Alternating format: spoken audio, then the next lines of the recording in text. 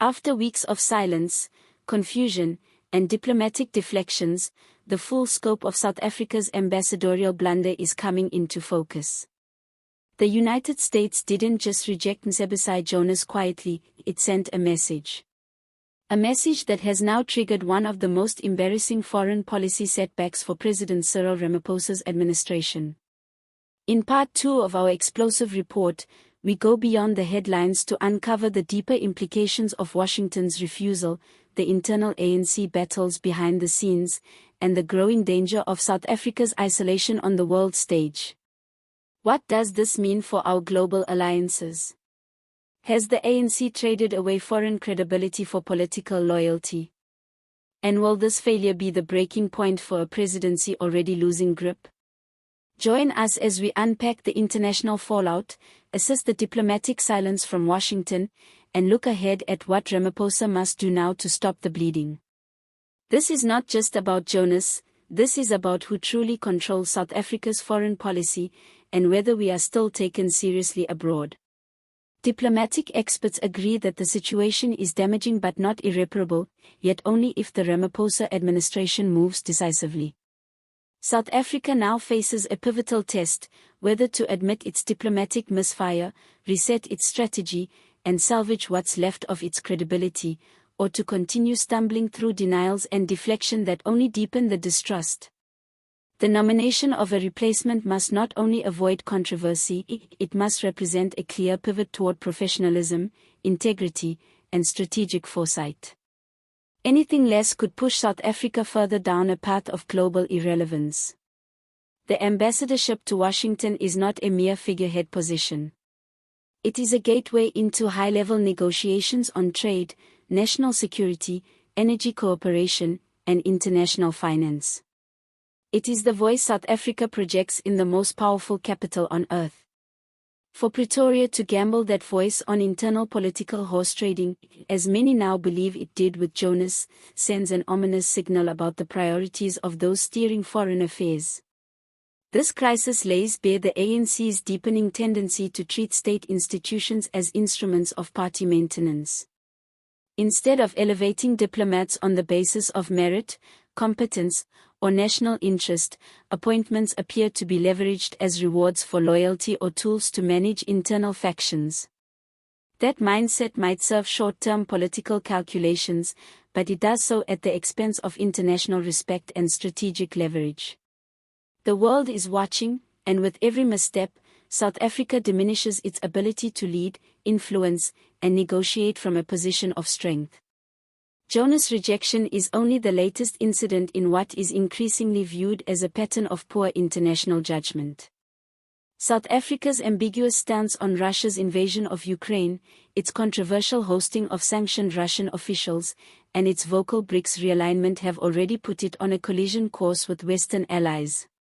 Now, a failed ambassadorial nomination to the United States threatens to rupture one of the few remaining diplomatic bridges left standing. What's more troubling is the silence. The United States has not publicly explained its rejection, maintaining a studied diplomatic composure. But insiders suggest the Biden administration has grown frustrated with what it views as Pretoria's double-dealing, professing non-alignment while simultaneously enabling authoritarian regimes. Rejecting Jonas, some believe, was a quiet but firm message that the US will no longer accept ambiguity from its supposed allies. And yet, Ramaphosa's government hasn't seized the moment for a course correction. Instead, it has hidden behind vague statements, blaming ongoing processes and diplomatic sensitivities while offering the public no clarity. Even now, months after the initial rejection, no new nominee has been confirmed, and no plan for restoring confidence has been shared. The longer the silence persists, the deeper the perception grows that something far more serious is being concealed. The opposition party sense blood in the water. The Democratic Alliance is demanding parliamentary hearings, and the EFF has labeled the situation a diplomatic catastrophe. Meanwhile, public trust continues to erode as citizens see yet another example of government secrecy and institutional weakness. Analysts warn that the fallout could extend far beyond foreign relations. A failure to manage this crisis could embolden internal ANC factions who view Ramaphosa's administration as out of touch, ineffective, and dangerously opaque. And let's not forget the international investors, trade delegations, and policy influencers who monitor every signal coming from Pretoria. In the post-COVID, high-stakes geopolitical world, perception is everything. A country seen as unstable or inconsistent in its diplomacy quickly finds itself isolated, not by sanctions or force, but by neglect. Doors close quietly. Invitations go unextended. Trust evaporates. This is where South Africa now stands, on the threshold of diplomatic isolation or redemption. The choice is urgent and binary. Either reassert itself as a serious player on the world stage or continue slipping into a reputation as a fractured state led by a party more concerned with optics than outcomes.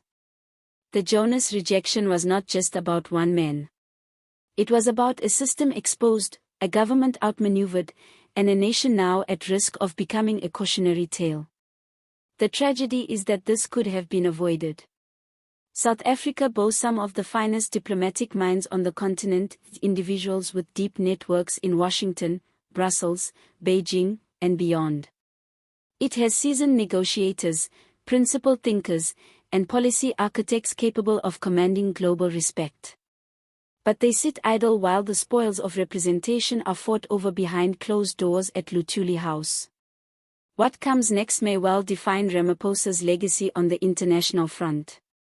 A misstep now, be it another flawed nominee, another denial, or another period of silence, could permanently alter South Africa's relationship with its most important strategic partners. But a bold, transparent, and humble response could do the opposite. It could signal that South Africa is ready to act like the democratic leader it claims to be. As of now, the president remains tight-lipped. DIRCO has gone into full damage control mode. Parliament is being pushed for answers. And the people? They're watching, more skeptical than ever. The question on everyone's lips is no longer just about who will go to Washington. It's about whether South Africa has the political maturity to admit mistakes, the courage to correct them, and the will to act in the nation's interest, not the party's. In the coming weeks, the country may get its answer. But whatever happens, this saga has already exposed the soft underbelly of a government increasingly trapped by its own contradictions. It has reminded the public, and the world, that even in matters of diplomacy, truth finds its way out. And so, as the nation waits, one thing is certain: South Africa's foreign policy is now under a microscope. Whether the ruling party acknowledges it or not, the world has noticed, and it will remember.